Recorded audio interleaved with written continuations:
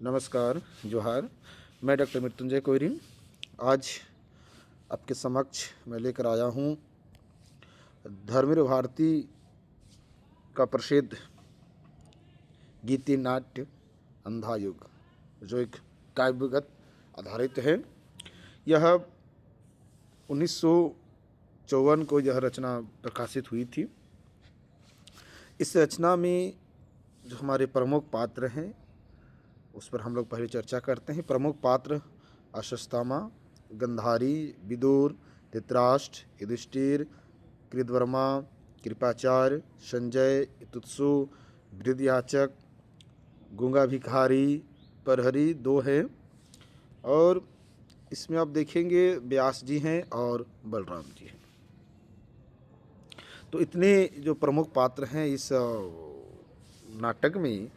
और इस नाटक का जो घटना आप देखें तो यह नाटक का जो प्रारंभ आप देखेंगे कि घटना काल इस नाटक में देखें तो महाभारत का जो युद्ध है 18वें दिन की जो संध्या है से लेकर जो है प्रभास तीर्थ में कृष्ण की मृत्यु के क्षण तक इस नाटक में का वर्णन है। यह नाटक जो है आपका 5 जो है सर्गों में यह नाटक लिखा गया है। इस नाटक में आप देखेंगे किस तरह से जो अलग अलग खंड में, अलग अलग भाग में, अंक में इसमें किया गया। इस नाटक को खंड में नहीं बल्कि अंक में इस नाटक को लिखा गया है।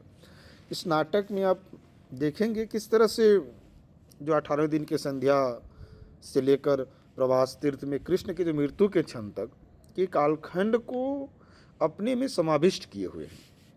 नाटक में प्रारंभ जो है आप देखेंगे किस तरह से नाटक का अलग अलग भाग के अनुसार मैं दिखाता हूँ आपको। अब जो है स्थापना या प्रारंभ कहे तो अंधा युग का जो प्रारंभ होता है उसमें आप देखेंगे किस तरह से उद्घोषणा की गई है और इस कृति में इस युग का जो वर्णन किया है। जब आप देखेंगे धर्म अर्थ जो उसका जो ह्रास हो रहा हो और सत्ता उनके हाथ में होगी, पूंजीपति नकली चेहरे वालों को जो महत्व मिलेगा, इस तरह से चीज़ों पर कहीं न कहीं यहाँ वार्तालाप की गई है। और किस तरह से पदभ्रष्ट थे या यहाँ सिर्फ किस तरह से मर्यादाओं की डोर जो है उजली हुई रहती है और कृष्ण सुलझा सकते थे लेकिन वो नहीं सुलझता है कर सकते। तो ये अंध गुफाओं की जो वासी थे और इसमें अंधायुग जो है यहाँ कह सकते हैं भारती जी लिखते भी हैं पर शेष अधिकतर है अंधे, पदभ्रष्ट, आत्महारा, विगलित, अपने अंतर की अंध गुफाओं के वासी। यह कथा उन्हीं अंधों की है, यह कथा ज्योति की है अंधों के माध्यम से। यहाँ अंधों के माध्यम से एक ज्योति की कथा है जो कुल जो 5 अंक है और 3 अंकों के बाद जो अंतराल है और 5वें अंक के बाद आपको समापन मिलेंगे जो मैं आपको दिखा रहा हूँ।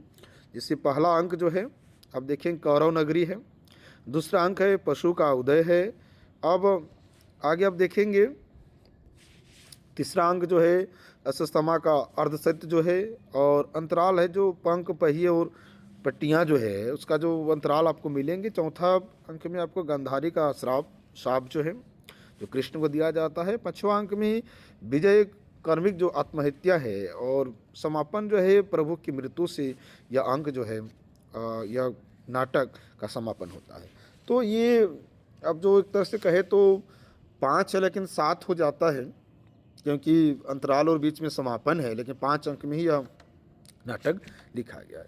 अंधा युग का जो कथानक आप देखेंगे किस तरह से आपको दिखाई देगा कि इसमें जो कथा का आधार जो है पौराणिक है, लेकिन पौराणिक होते हुए भी ये युगीन चेतना इसमें समाहित है। अनेक देशी विदेशी महाकाव्य लिखे गए लेकिन अधर्म और अन्याय पर धर्म और न्याय की विजय का उद्घोष करते हुए अंधा युग जो युद्ध प्रांत की जो मानसिकता है वो इस काव्य में आपको दिखाई देंगे। क्योंकि मैंने यहाँ पे आपको दिखाया है, आप देख सकते हैं कि किस तरह से जो हमारा जो द्वितीय विश्व युद्ध है जो 1939 से 1945 के बीच जो हुआ और विश्व युद्ध के उपरांत की जो विभीषिका है पर यह नाटक जो आधारित है कि किस तरह से विश्व युद्ध के बाद की जो विभीषिका है, क्या उसमें तनाव आते हैं, मानसिक बदलाव किस तरह से होती हैं। विजय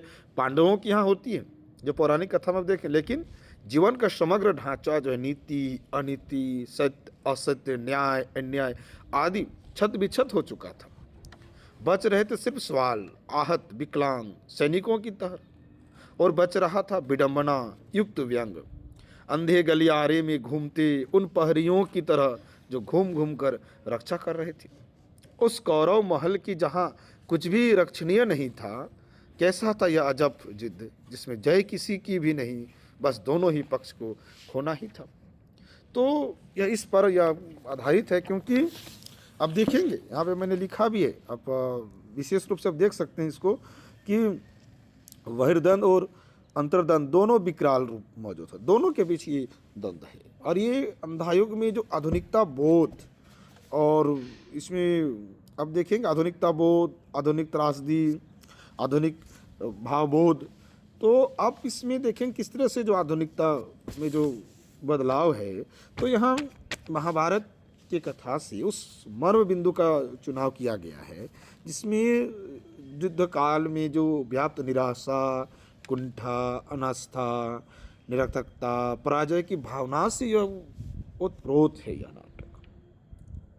और द्वितीय विश्व युद्ध के उपरांत जो आधुनिक युग में जो हमको परिलक्षित हो रही हो, जैसे भय, संशय, मृत्युबोध, निराशा, निरर्थकता और अनास्था के स्वर जो तत्कालीन समाज में जो व्याप्त होता है, इसको आपको और झुंझते हुए जो मानवीय मूल्यों को पुनर्स्थापित करने का जो प्रयास किया जाता है, और वर्तमान जीवन में जो व्याप्त विसंगतियों के साथ साथ विघटित मानव मूल्यों और कुचली मर्यादाओं का सशक्त चित्रण किया गया है। युद्ध की तांडव लीला या मानव मन में व्याप्त सत्य शिव और सुंदर की को कहने की कुचल देती है। यहाँ पे शेष बचती है तो अनास्था, निराशा, प्रतिशोध, त्रास, सर्वात्मकता, रक्तपात, विध्वंस, कुरूपता, बर्बरता एवं पशुता की भावनाएं शेष बचती है। और महाभारत की घटनाओं में भी जिस तरह से धर्मवीर भारती ने इन चीज़ों को प्रस्तुत करने का काम किया है, उनमें आधुनिक युग की विसंगतियों से जो ठीक ठीक बढ़ जाती है। और महाभारत का वह विनाशकारी युद्ध आधुनिक युग के अंधेपन को पूर्णतः व्यक्त कर देता है। वो लिखते भी हैं, देख सकते हैं उनके नाटक में, वो अंधा युग अवतरित हुआ जिसमें स्थितियाँ, मनोवृत्तियाँ, आत्माएं सब विकृत हैं, पर शेष अधिकार हैं अंधे, पदभ्रष्ट, आत्महारा, विगलित, अपने अंतर की अंध गुफाओं की वासी। यह कथा उन्हीं अंधों की है या कथा ज्योति की है अंधों के माध्यम से। तो ये विश्व युद्ध की बात भी आप देख सकते हैं। तो ये प्रतिशोध की भावना या किस तरह से अस्वस्थामा की जो पशुता, बर्बरता और प्रतिशोध की जो विध्वंसकारी जो भावनाएं, संजय की अकर्मण्यता, निरर्थकता, विदुर का संशय और इतुत्सु की अनास्था, महाभारत के बाद बचे हुए इन पात्रों की जो मनोदशा को भी भारती जी ने युद्ध के प्रांत समाज में व्याप्त भावनाओं के प्रतीक रूप में चुनने का काम किया है। और आप यहाँ देखेंगे कि आधुनिक काल के विश्व युद्ध मानव के मन में युद्ध के प्रति जो वितृष्णा, घृणा की जो उत्पन्न होती है, युद्ध में मानव मूल्यों का विघटन होता है, मर्यादाओं को तोड़ा जाता है और जीवन में जो सत्य और सुंदर होता है उसे युद्ध की विभीषिका नष्ट कर देती है। शेष बचती है गलानी, पीड़ा, विकृति, कुंठा और लज्जाजनक पराजय। और आधुनिक युग बोध की यदि अभिव्यक्ति की बात करें तो वहाँ लेखक का उद्देश्य है कि इसी कारण कथा में प्रतीकात्मकता का निर्वहन हुआ है। महाभारत की उस कथा का सामंजस्य जब वर्तमान युग से होता है तब यह पौराणिक कथा मात्र न रहकर प्रतीकात्मक या प्रतीक बन जाती है। यह कथा अंधायुग की कथा के मर्म बिंदु जहाँ एक और महाभारत कालीन सत्य को उद्घाटित करती हैं, वहीं दूसरे आधुनिक युग बोध को भी व्यंजित करने का काम करते हैं। आप यहाँ देख सकते हैं कि चाहे सत्य का वर्ण करो चाहे असत्य का, अंत में पीड़ा ही भोगनी पड़ती है। इतुत्सु ने अपने कौरव भाइयों को छोड़कर पांडव पक्ष में रहकर सत्य का साथ दिया, पर उसे क्या मिला? गांधारी का तिरस्कार, भीम के द्वारा अपमान, सबकी लांछना तथा आत्महत्या की व्यवस्था। युद्ध के बाद जो विचार मग्न युधिष्ठिर और युधिष्ठिर की इस स्थिति के बारे में आप जो सोच रहे होंगे देखेंगे, क्योंकि वो कहते भी है कि भोगी है उसी ने यातना, अपने ही बंधु जनों के विरुद्ध जीवन का दांव लगा देना, पर अंत में विश्वास टूट जाना, लांछन पाना और वह भी ना कर पाना, किया ना नरपशु अस्वस्थमा ने। जिस तरह से अस्वस्थमा ने किया वैसा भी वो नहीं कर पाता है। इसीलिए अब देख सकते हैं कि जिस तरह से अब जो मानवीय मूल्यों का जो ह्रास होना, मानवीय मूल्यों का टूटना कह सकते हैं, ये युद्धों में जो होता है, युद्ध के उपरांत जो होना, तो जिस सत्य की रक्षा और अन्याय एवं अत्याचार का जो विनाश करने के लिए युद्ध को अंगीकार किया जाता है, वह युद्ध के बाद भी जस का तस रहता है। प्रजा यह अनुभव करती है कि हम जैसे थे पहले वैसे ही अब भी हैं। शासक भले ही बदल जाएं, परंतु परिस्थितियां अपरिवर्तित रहती हैं। अंधायुग के दोनों प्रहरी जो सामान्य जन के प्रतीक हैं, परस्पर जो वार्तालाप करते हैं, आप वहाँ देखेंगे कोई विक्षिप्त हुआ, कोई शापग्रस्त हुआ, पर हम जैसे पहले थे वैसे ही अब भी हैं। शासक बदले हैं, स्थितियाँ बिल्कुल ऐसी ही हैं। तो इस तरह से आप देख सकते हैं किस तरह से यहाँ पे आपको तमाम चीज़ें आपको देखने को मिलती है। और अस्वस्थमा भी इसी मनस्थिति में पहुँच जाता है कि मानवता की आशा का करना भी संभव नहीं है। आत्मघाती प्रवृत्तियाँ जो किस तरह से घर कर लेती है। ये कहता भी उस दिन से मैं हूँ पशु मात्र, अंध बर्बर पशु, किंतु आज मैं भी एक अंधी गुफा में हूँ, भटक गया। किस तरह से वो अंधी गुफा में भटक जाते हैं, तो आप ये देखेंगे यह किस तरह से आधुनिकता बोध को इस नाटक में दिखाया जाता है। इसमें यदि कथ्य शिल्प की थोड़ी सी चर्चा हम लोग करें, अंधायुग धर्मवीर भारती की कालजयी रचना है, लेकिन इस रचना में आप देखेंगे किस तरह से जो पौराणिक कथा है लेकिन आधुनिक युग की संवेदना और भावबोध जो किस तरह से विद्यमान है इस रचना में। अब यहाँ पे आपको देखने को मिलता है कि जो यह नाटक अतीत के पट पर वर्तमान का चित्र अंकित किया गया है, जो एक गीति नाट्य शैली में यह रचना लिखी गई है।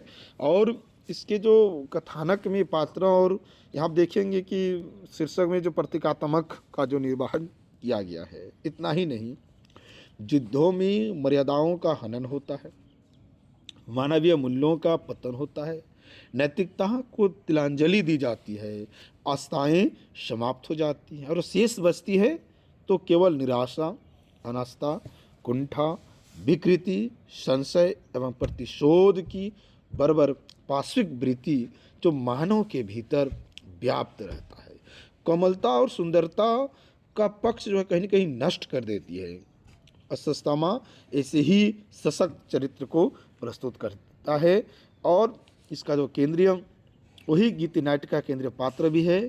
युधिष्ठिर जो सत्य के ध्वज जो वाहक थी, अर्धसत्य का आश्रय लेकर किस तरह से नैतिकता को तिलांजलि दे बैठे और उनके उस एक अर्धसत्य जो अस्वस्थमा हतो नरो वा कुंजो वा ने जो अस्वस्थमा के भविष्य की हत्या कर दी और उसी दिन से वह अंधा बर्बर पशु मात्र बनकर प्रतिशोध की ज्वलंत शिखा बन जाता है।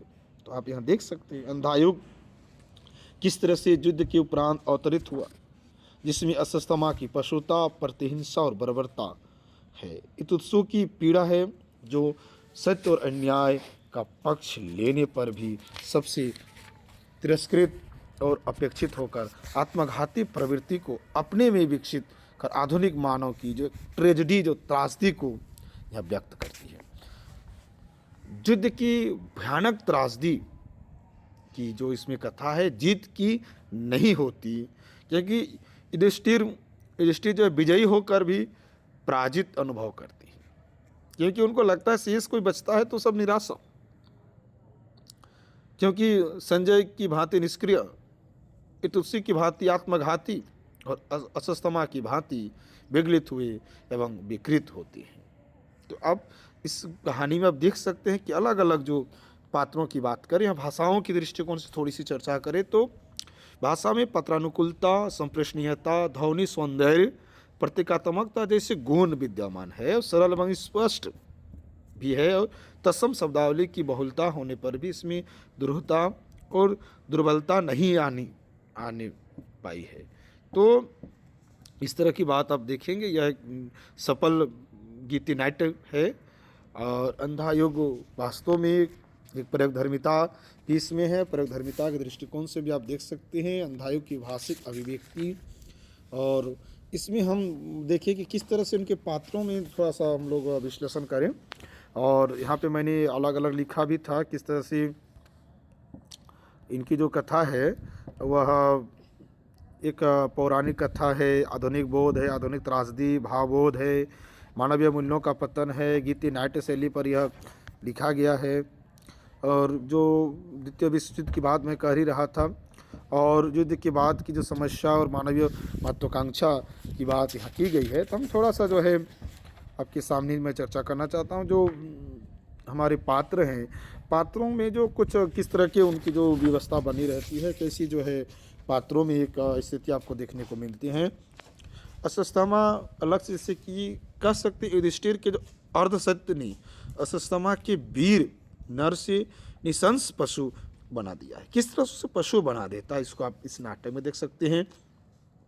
आप यहाँ देखेंगे जो कृष्ण के माध्यम से, यहाँ शायद कृष्ण का नाम मैंने नहीं लिखा है, छूट गया हो, तो कृष्ण भी पात्र में है। आप देखेंगे अंधायुग के कृष्ण को कटु बुद्धि और मर्यादाहीन मानते हैं अथवा मानवता का रक्षक है, लेकिन वह किस तरह से लोग नहीं मानते हैं, गांधारी भी उसको नहीं मानती हैं।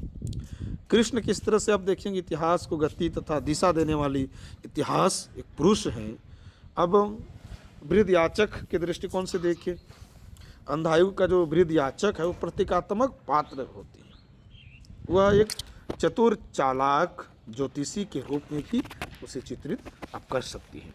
अंधायुग की जो गांधारी केवल पति की सेवा करने वाली, उसकी अनुगामिनी साध्वी ही नहीं, वह संपूर्ण व्यक्तित्व वाली तेजस्विनी नारी के रूप में यहाँ वो सामने आती है। क्योंकि गांधारी एक ममतामयी माँ है जो अपने पुत्रों की हत्या से क्षुब्ध हो और प्रतिहिंसा की आग में जलने वाली दुर्घर्ष वीरांगना बन जाती है, जो आप कह सकते हैं कि कृष्ण को श्राप देने का काम करती है।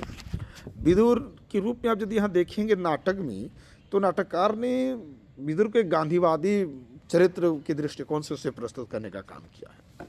धृतराष्ट्र एक महोआंध पिता तथा विवेकहीन पंगु शासक के रूप में, क्योंकि वो महत्वाकांक्षी थी, इतनी महत्वाकांक्षी थे कि अपने महत्वाकांक्षी के सामने वह जो राज्य कैसे चलाना चाहिए, शासक कैसे होना चाहिए, वो भूल गया था।